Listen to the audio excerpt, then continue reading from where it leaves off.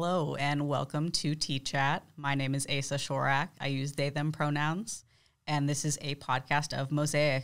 Mozaic is a drop-in space with a clothing closet and resources for the trans community. Today I have the pleasure of sitting down with Mr. Trans Ohio, Shannon Taylor. Why don't you introduce yourself? Yeah, I'm Shannon. I go by he, him pronouns, and I was Mr. Trans Ohio 2023. I was second alternate at the Trans National USA pageant, and I'm excited to be here with Equitas and Mozaic. So, yeah. Thank you so much for coming on to the podcast. Yeah, no problem. So tell me a bit about yourself. What do you do outside of drag?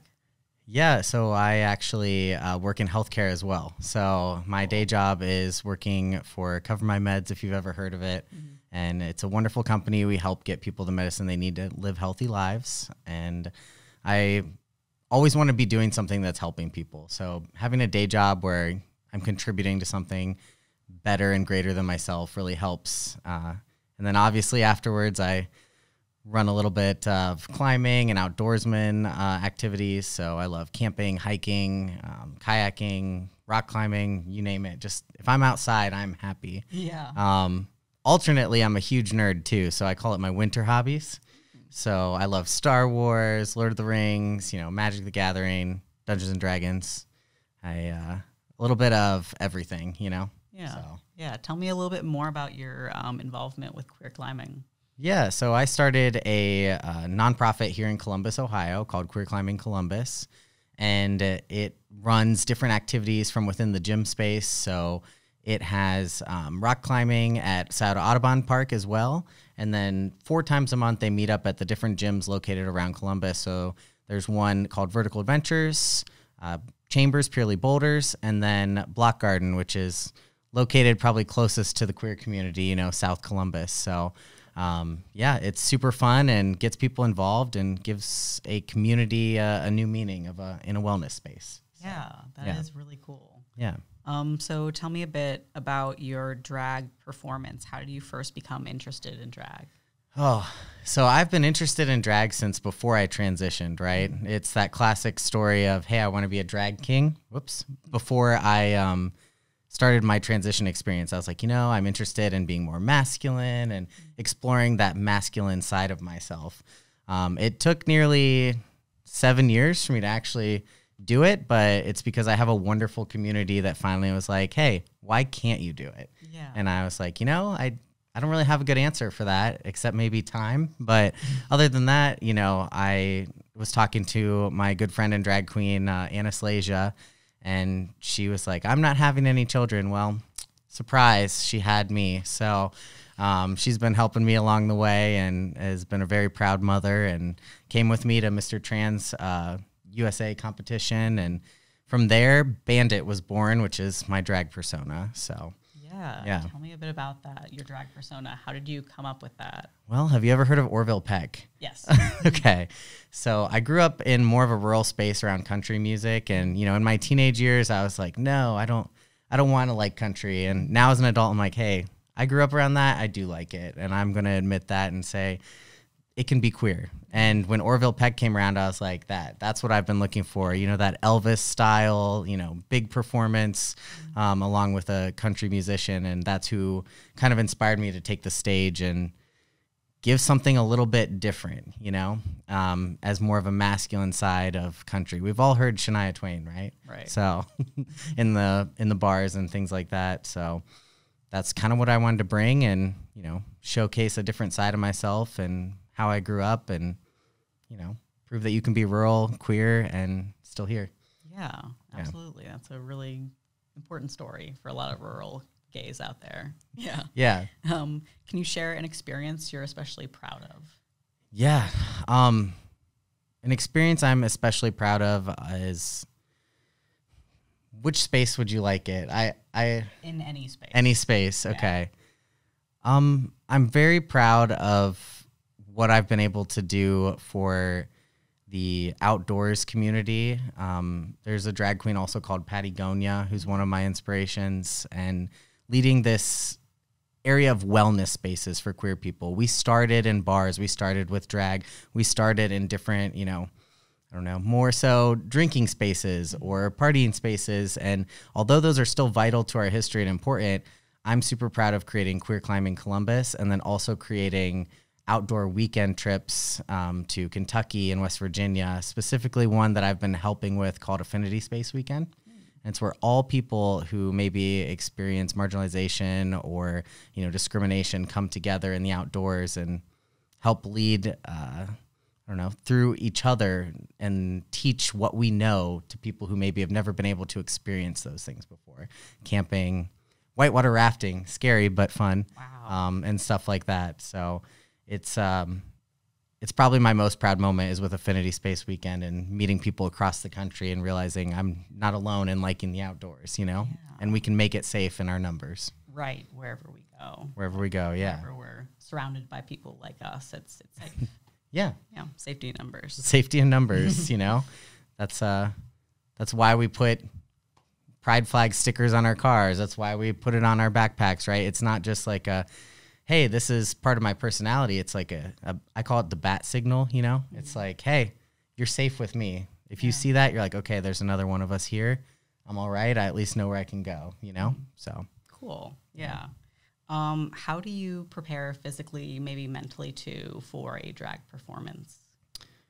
Physically and mentally, well, I would say definitely listen to your music and know the words. If anyone's watched RuPaul's Drag Race or, Drag Master, local competition in Columbus, you got to know your words, right? So definitely listening to the songs over and over and over again and making sure I know what I'm doing. I love visualization. So I see the stage that I'm about to go on and I try to visualize how I'm going to be performing at that certain location.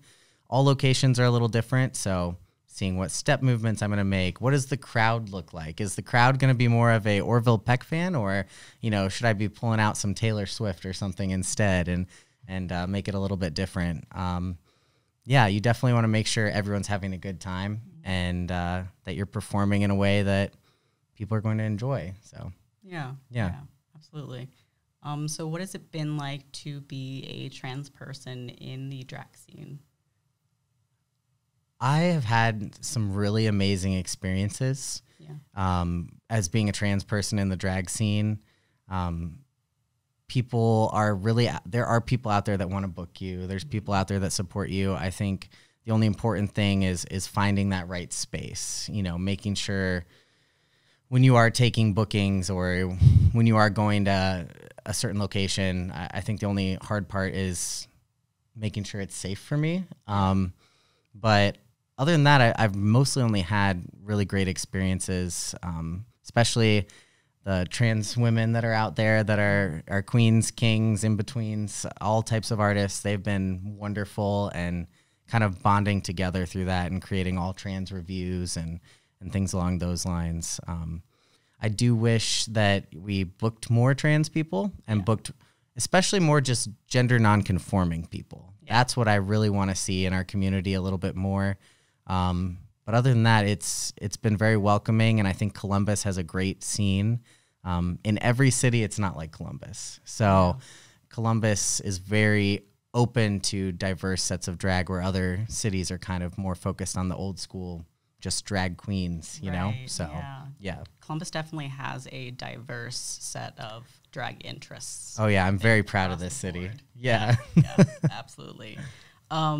Switching it up, what kind of challenges have you faced in the scene and just, overcoming what it's been like coming from a small artist to winning Mr. Trans Ohio?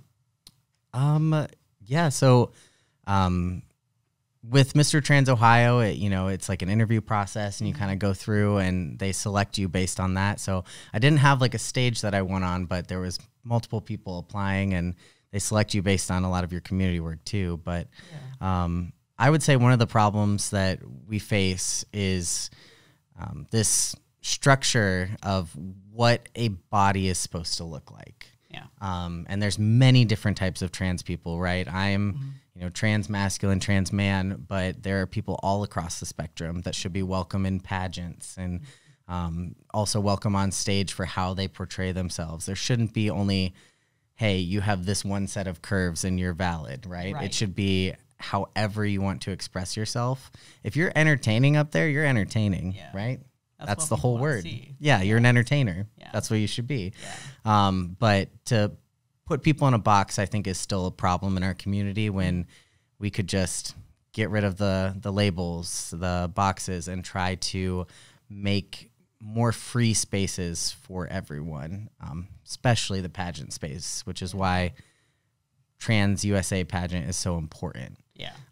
Because they don't have those kind of body constrictions or, preconceived notions on how trans people are supposed to look like. And this year, they actually added the mix competition. So, and that's even more laid back on how you want to showcase yourself. Yeah. So, which is really inspiring and exciting. Yeah. To see what comes next. Yeah. Yeah. How do you see the role of drag in the LGBT community and beyond? I really respect the drag artists that came before me and even before the people before me, right? They were some of the first protesters, the first people to say, hey, we're here. I'm going to dress how I want. I'm going to go out here and perform.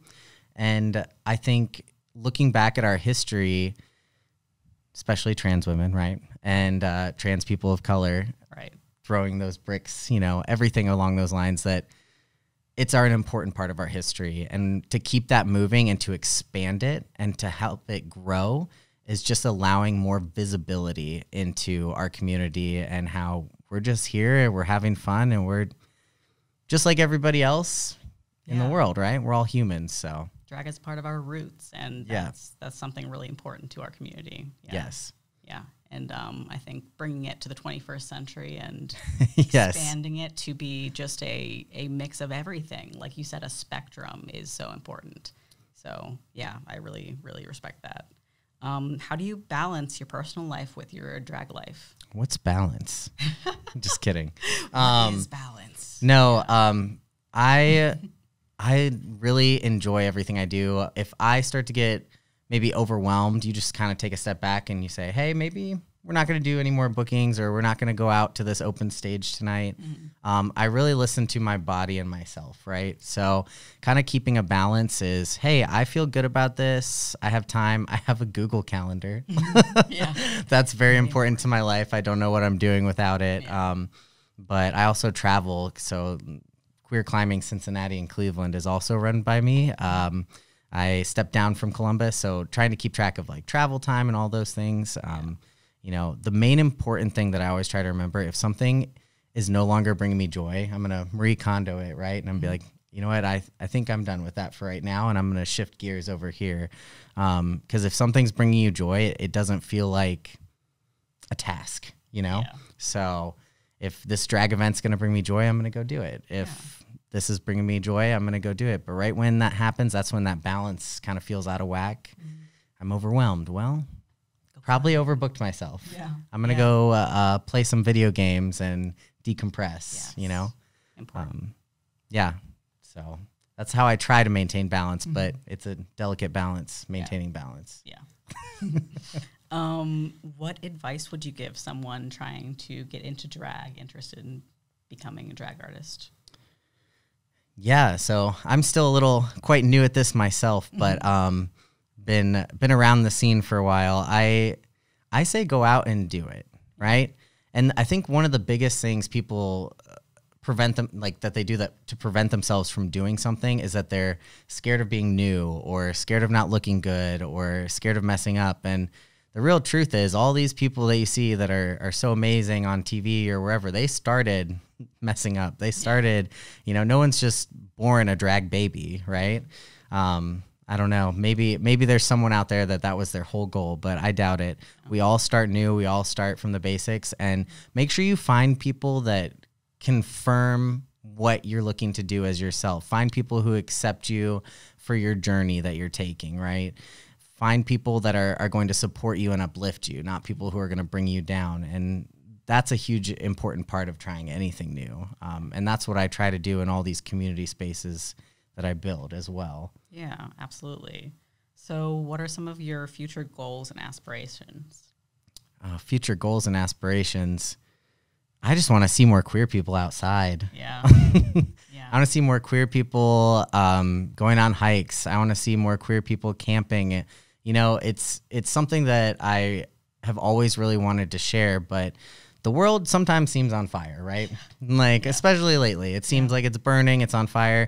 But if you take that time away from your phone, from the news, from wherever, and you just sit down in the middle of nature and you don't hear the cars rushing by, the ambulances, the fire trucks, the whatever screaming is going on, probably children.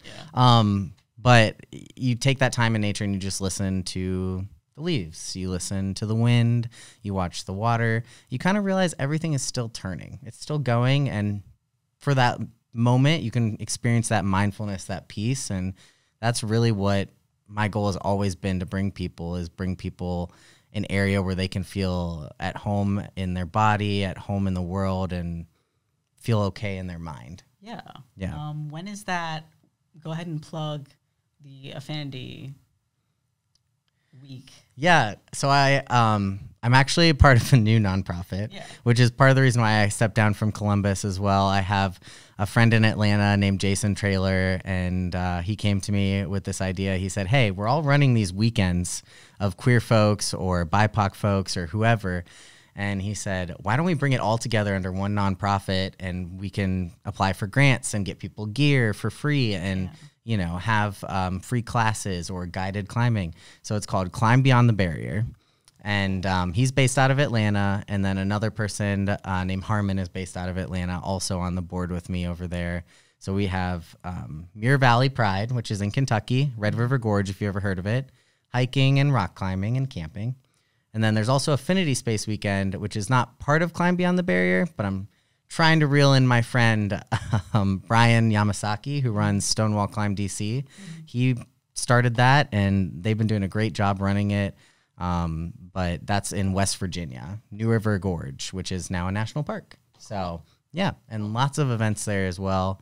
But currently the most recent one coming up is called the Alabama Potluck, but it's a little far away for Ohio people. So Alabama, and that's intersectionality of, you know, people of all abilities, BIPOC folks, as well as there's a Hispanic climbing group, and then also neurodivergent community.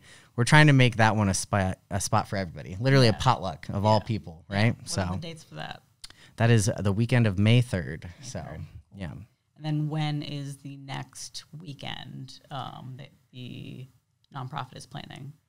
There's also going to be one, I don't have the date off the top of my head, but there's Boulder in Color, specifically for the BIPOC community that Jason's running. So, yeah. Awesome. Yeah. Awesome. So what kind of advocacy work have you done for the trans community? I know you've done a little bit, sprinkle here and there. Yeah, I've really, what I've tried to do is mostly through the outdoors. I've started also a online group called Trans Climbers Coalition. Cool. So we try to bring climbers from across the U.S. together that are all trans in some way or another. I've done a lot of work through my main job at work too. So running courses on, you know, how to talk to trans people. You know, there's a lot of allies out there that want education. They just don't know how to seek it out. And a lot of people are like, do your own research. And I'm a little against that sometimes. I'm like, do your own research. There has to be research out there, though, and it has to be provided by trans people sometimes. I'm not sure. Important. Yeah, I'm just not sure I trust people going on the internet alone. Yeah. So I'm like, how about you do research, but I'll give you the resources and the links. Like I talk about Kaleidoscope Youth Center. I volunteered there. Mozaic obviously is great with resources. You know, the HRC, but lots of different places have resources out there. Specifically, one thing I'm targeting at my current job is we're doing something called Invest in Your Youth, Invest in Our Youth, sorry. And it's a campaign where all of our hub spots across the United States, we pick a local chapter and we advocate for donations going there, and then we match the donations. Nice. So that's one thing that's really big. I'm big on protecting trans kids. You know, I didn't know I was trans in high school, so I can't imagine how that must be for them, you know. Confusing. Confusing, a little bit alone. You're still under your parents, so, you know, I try to really reach out to that. And I have 2 nieces and a nephew that we talk about this stuff all the time. So my niece is a big advocate for the Gay Straight Alliance at her school. So we do a lot of that stuff. But yeah. What inspires you most about being trans? I think trans really gives you a unique perspective in intersectionality of genders. You know, I've experienced what it's like to be presenting as a woman, and I've also experienced what it's like presenting as a man. Yeah. And you almost get this like dual perspective on some of the things that we could improve upon in either the perceptions or the way we communicate with each other. Yeah. I think it's very unique, and I almost call it evolutionary sometimes, you know, that this maybe will be a bridge between the binary, right? Yeah. And help them kind of come across by seeing all these different spectrum of people that can still be together, work together, and not have any of these preconceived notions. But, you know, being trans can be very difficult, you know, mostly healthcare-wise and medically and financially. So that's why we appreciate all the ACLU, Equitas, and everywhere in between working for us and